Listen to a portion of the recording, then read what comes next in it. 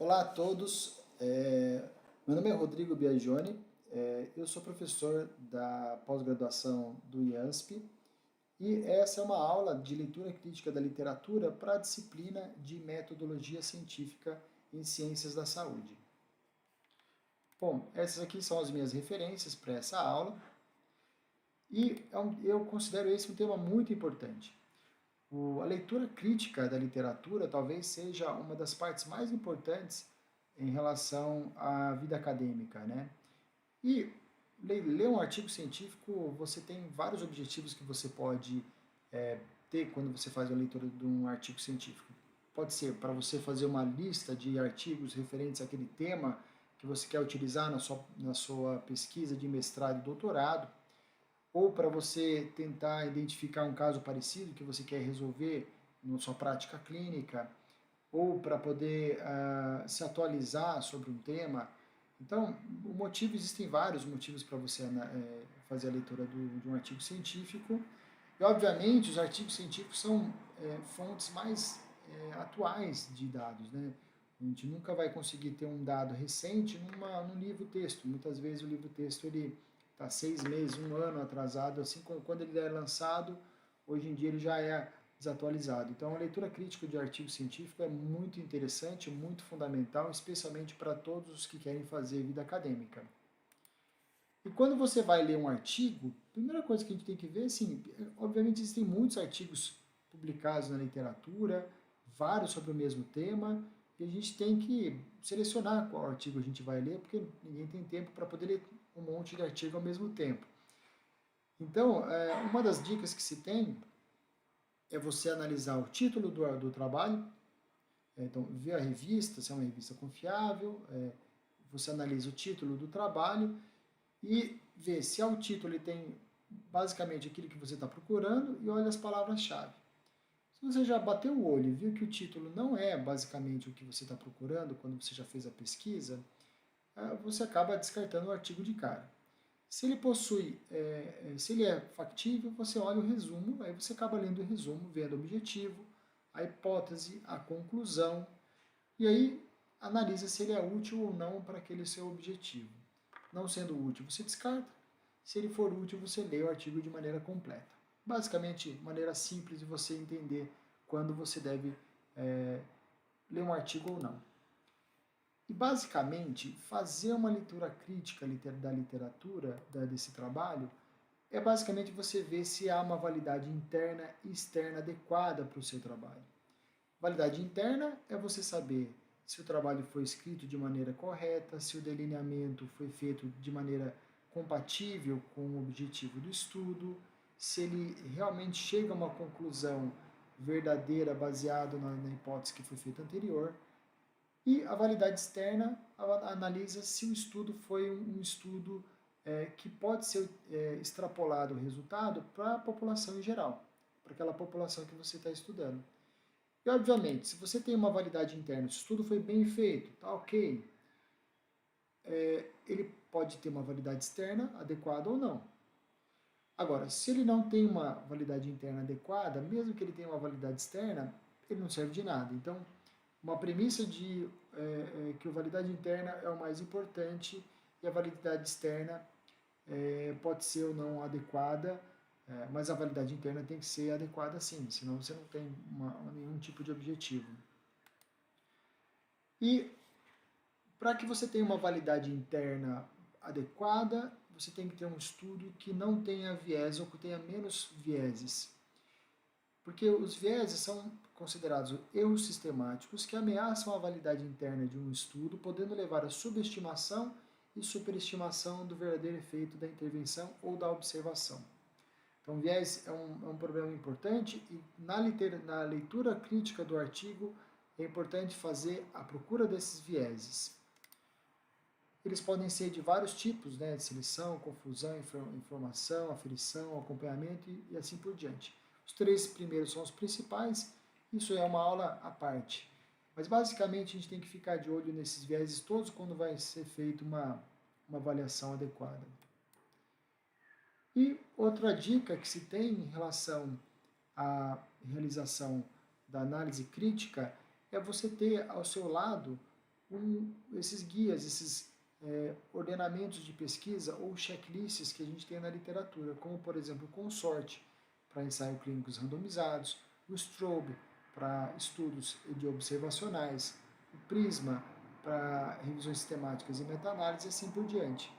Esses guidelines, esses ordenamentos adequados, checklists, mostram passo a passo do que é importante um estudo ter para se considerar confiável. Então vale a pena você, analisando, por exemplo, um ensaio clínico randomizado, ter do seu lado um checklist do Strobe, do Consorte, para você, por exemplo, checar para ver se está sendo feito de maneira adequada aquele artigo. Então, começando de cara, a primeira coisa que você tem que fazer como aspecto geral para ler o seu artigo é você tentar não ter ideias pregressas sobre aquele tema. Então, se você já tem uma ideia, uma opinião quase formada sobre um assunto, tente abstrair, tente começar do zero, tente analisar o mérito e ter cabeça aberta em relação a isso. Outra coisa, a ordem de leitura. Existem várias maneiras de você analisar, você lê um artigo, você pode ler do começo ao fim, constantemente, mas é muito importante que você tente, de tempos em tempos, a leitura do artigo ele tem que ser ida e vinda. Então, uma leitura mais ativa, uma leitura mais focada em você. Você pode pular partes e voltar e ler novamente. Então, tendo dúvidas sobre alguma coisa, leia novamente, volte àquele assunto. Você quer ler de novo o objetivo, você volta a ler o objetivo. Você está lendo o resultado, você quer checar um dado, volta novamente. Então, essa leitura ativa faz com que a leitura do artigo não seja aquela leitura passiva só de você ficar seguindo o roteiro. Então, tente entender que a leitura de um artigo científico é diferente de um artigo de uma leitura qualquer, de uma notícia de um jornal. Ela tem que ser uma leitura mais ativa. E a gente sabe que a leitura do artigo bem feita, se você tem uma certa prática, 20 minutos você consegue ler de maneira bem satisfatória, 20 a 30 minutos. Segundo ponto, o assunto. Então, leia o texto, o título do artigo é muito importante e logo de cara você tem que ter já uma noção de várias coisas, principalmente da hipótese que é feita. Então, se já tem uma hipótese e se não tem uma hipótese, qual o objetivo daquele trabalho? Esse é o principal ponto. Então, a primeira parte é você saber o assunto. Então, leia o resumo, leia a introdução e logo no último parágrafo geralmente a gente tem esse assunto. Então, importante logo no resumo você ter uma ideia geral do trabalho, formular essa hipótese na sua cabeça. Então, como por exemplo nesse artigo onde você tem esse título do trabalho e você tem aqui do lado esquerdo a introdução, né? E logo no último, geralmente no último parágrafo da introdução a gente tem a hipótese ou o objetivo do seu trabalho, que é importante você fixar isso, porque esse resultado, essa hipótese tem que estar diretamente associada à conclusão do seu estudo. Terceiro passo, metodologia. Esse é o ponto onde a gente tem que ter um pouco mais de atenção em relação à procura de vieses. Então, a gente já tem uma ideia da primeira parte da hipótese, do objetivo do seu trabalho. Agora é hora de a gente ver se o desenho do estudo foi feito adequadamente para você ter uma resposta do seu objetivo. Então, analisando o método, você tem que saber qual foi o desenho do estudo. Você tem que analisar com bastante critério os critérios de inclusão e exclusão, como foi feita a coleta e análise de dados para avaliar vieses de seleção e a estatística, para ver se a estatística realmente consegue, com os dados que foram apresentados previamente, concluir o que você quer concluir. Então, olhando primeiro sobre o desenho do estudo, claro, você vai dar mais importância para um estudo de ensaio clínico randomizado do que para um estudo observacional, ou vai dar mais importância para um estudo de corte do que para um relato de caso, por exemplo. Então, isso já é uma coisa que você tem que analisar. E, olhando diretamente sobre o tipo de trabalho, então, é importante a gente dar uma ideia exata das limitações de cada um dos delineamentos que você pode ter. Então, por exemplo, estudo de casos e relatos de casos, obviamente você vai ter uma validação externa baixa, porque você está analisando, obviamente, um caso só, ou uma série de casos, e viés de seleção, porque você vai ter pouca... não tem como você fugir daqueles casos que você está colocando. Então, realmente há um viés, porém, é muito bom para você ter uma noção, por exemplo, do que foi feito em relação a um caso específico, um caso raro, um tratamento mais direcionado a uma situação muito específica. Então, tem seu valor, obviamente, mas a validade externa é muito baixa. Estudos transversais, por exemplo, são estudos muito importantes para você ter associações plausíveis, mas, obviamente, não há uma possibilidade de você concluir relação causa e efeito. Estudos caso controle também, não dá para você ter relação causa e efeito.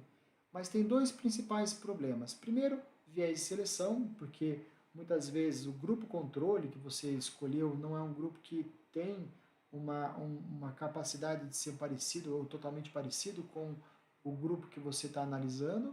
E o viés de memória, porque você está analisando retrogradamente, né, a partir do desfecho desse trabalho. Estudo coorte, basicamente a gente tem que olhar, quando está analisando um trabalho de estudo coorte, viés de confusão.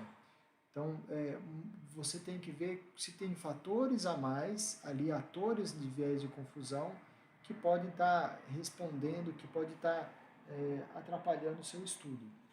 No estudo prospectivo, então é um estudo que tem o problema de você ter perda de acompanhamento e abandonos, que pode comprometer o resultado da sua pesquisa.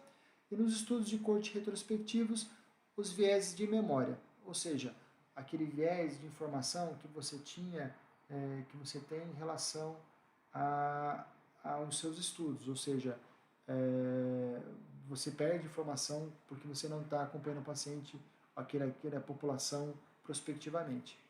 E os ensaios clínicos randomizados e controlados, o principal motivo então é a dualidade entre o viés de seleção, ou seja, você ter um grupo de critério de inclusão muito fechado, e aí você perde validade externa, ou se você fizer um grupo de inclusão muito aberto, que você tem uma boa validade externa, mas você aumenta muito os fatores de confusão. Então, é uma dualidade que você tem que analisar e pesar em cada tipo de trabalho.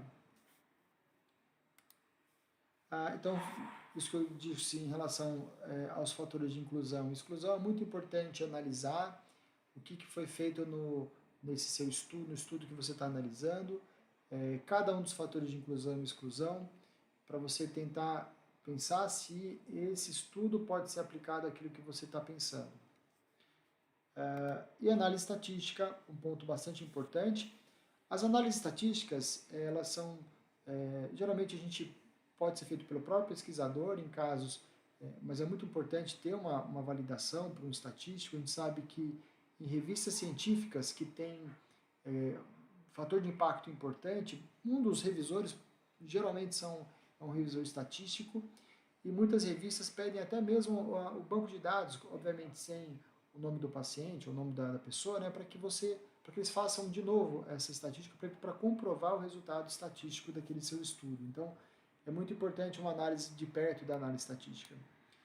E para análise estatística, a primeira coisa que tem que olhar o cálculo da amostra. Então, especialmente pensar em clínicos randomizados, o cálculo da amostra é muito importante.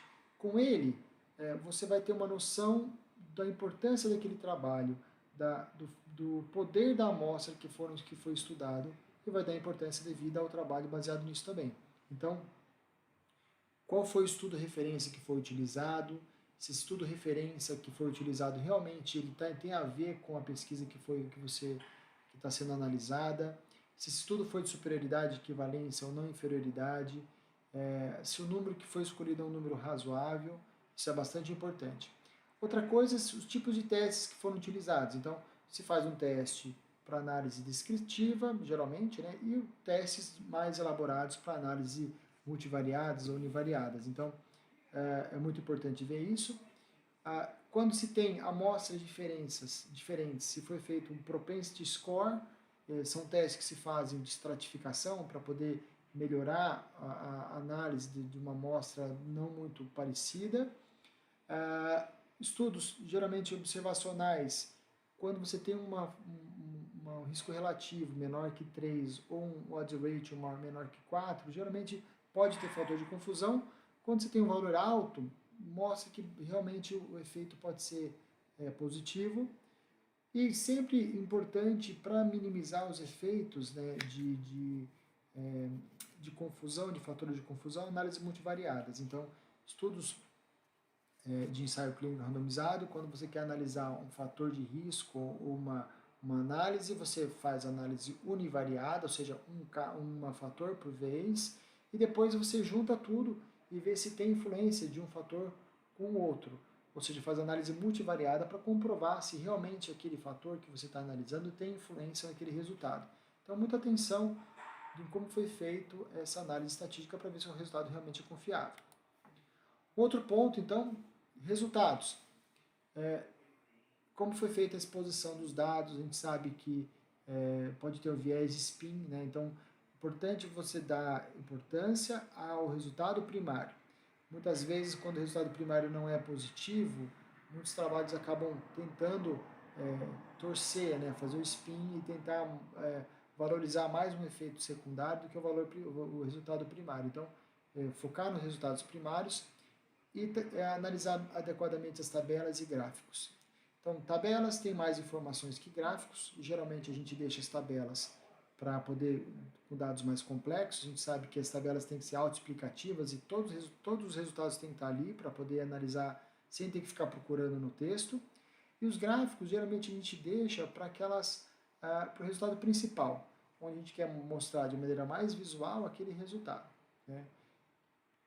Bom, então, como resultados, as tabelas e gráficos, o diagrama de fluxo é importante ter para ensaio clínico randomizado, característica da população, resultados, efeitos e precisão e valor dos desfechos clínicos principais. Então, por exemplo, aqui, esse flowchart, né, a tabela de fluxo, é importante para ensaio clínico randomizado, onde você obrigatoriamente tem que mostrar quantos pacientes você fez o screening, como é que se perdeu esses pacientes com screening failure, ou falha de segmento, ou perda durante e quanto foram analisados no total, baseado no intention to treat, intenção de tratar.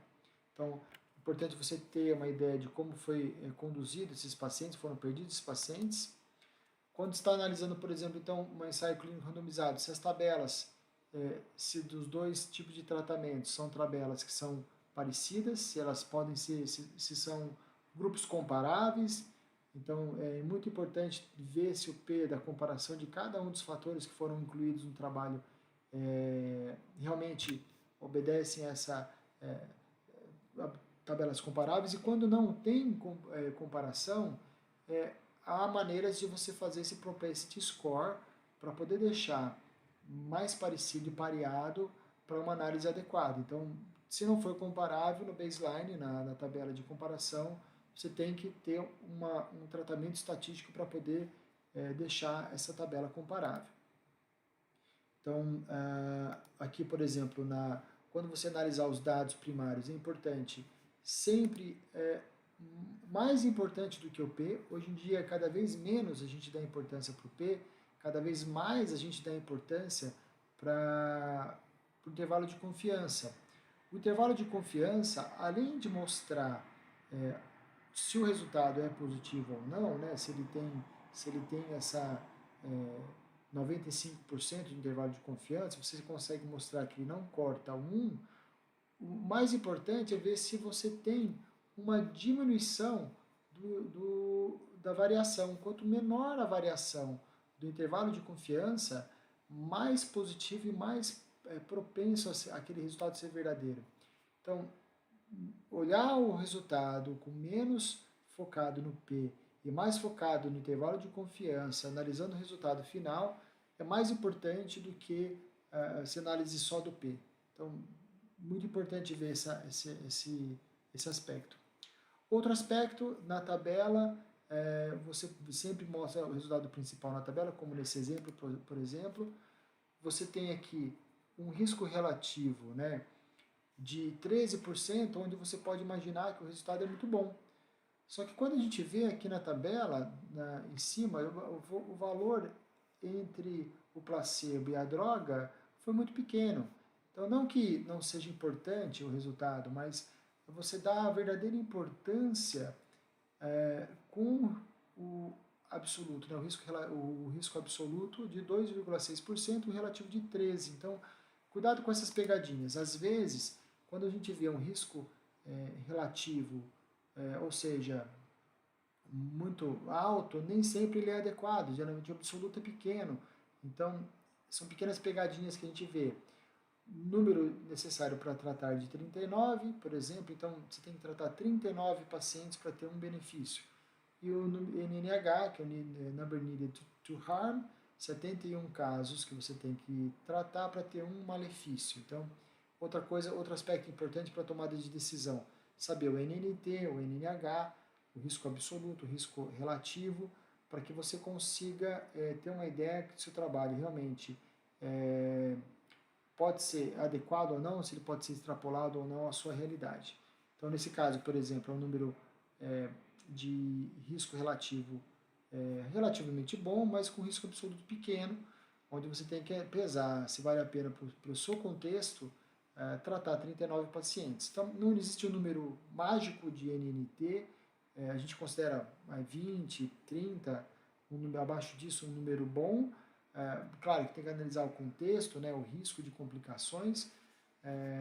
Então, uma análise mais profunda do resultado e atenção nessas pegadinhas é importante para você, na hora da discussão, entender a validade externa do seu trabalho. Outra coisa, então, na discussão e conclusão, ao final, discussão não cabe muito uma análise de crítica, porque é mais livre para que o próprio autor consiga fazer uma interpretação dos seus resultados e comparar com artigos semelhantes. O único cuidado que você tem que ter é se o autor não está repetindo o mesmo dado que foi apresentado previamente, né? Então, se ele consegue interpretar, né? E principalmente, ao final, a limitação do estudo. Então, eu diria que a limitação do estudo talvez seja o ponto mais importante da discussão, onde o próprio autor, geralmente o último parágrafo, né, da discussão, ele consegue colocar o que realmente teve de limitação do trabalho dele e o que pode ser melhorado, onde foi que ele poderia ter sido mais adequado. Na conclusão, ela tem que ser sucinta e focada diretamente ao objetivo que foi feito. Então, essa conclusão ela não pode ser uma conclusão que divagueia ou que aponte resultados secundários. Ele tem que ser associado ao objetivo primário em si. Então, aqui também é outro ponto onde o viés de spin, onde o viés de você tentar torcer o resultado para um lado que deu positivo, mas que não era o objetivo principal, acontece com muita frequência. Então, a conclusão não tem que sugerir nada, ele tem que só concluir baseado no objetivo inicial. Como ponto final, e esse ponto é importante também, você tem que olhar a revista que foi publicada. Então, se a revista tem um fator de impacto importante, se ela é indexada, a gente sabe que existem muitas revistas predatórias. Obviamente, revistas com fator de impacto alto, você tem que dar mais importância para revistas de fator de impacto baixo. Isso é uma coisa que é um ponto importante. E no final, eu acho que eu particularmente vejo quem fez o trabalho, o centro de pesquisa e o patrocínio como, sempre vejo, obviamente, mas como último ponto. Eu sempre vejo isso ao final para analisar, porque realmente há o risco de viés do própria pessoa que está publicando o trabalho, e o centro de pesquisa, você pode ver se é um centro de pesquisa confiável, que já tem experiência naquele trabalho publicado, né? Isso é importante também você ver nas referências se eles têm trabalhos prévios que você, onde foram feitas referências recentes e referências do próprio trabalho anterior, que mostra que você tem uma continuidade de um conhecimento, isso é uma coisa que dá mais confiabilidade. E trabalhos patrocinados. Então, existem trabalhos patrocinados diretamente pela empresa, né, e grants que não são patrocínios diretos, ou seja, a iniciativa do pesquisador e ele recebe um grant de uma empresa ou de um programa de uma multinacional e faz o trabalho. Esse é um trabalho que tem menor risco de viés da própria empresa. E um trabalho encomendado, sim, é um risco muito alto de um viés da empresa. Então tem que ser analisado e dar peso para cada tipo de trabalho patrocinado. Bom, acho que é isso. Como conclusão, eu diria que a habilidade de você analisar criticamente um artigo científico é imprescindível na vida acadêmica, é um exercício diário e demanda de muita experiência, mas que, ao fim das contas, valoriza muito o seu trabalho e vai ajudar muito no seu dia a dia, tanto como profissional, quanto como um profissional da vida acadêmica. Muito obrigado a todos. A gente vai ter a parte nossa de metodologia ativa quando a gente estiver presente, mas agradeço a todos a atenção.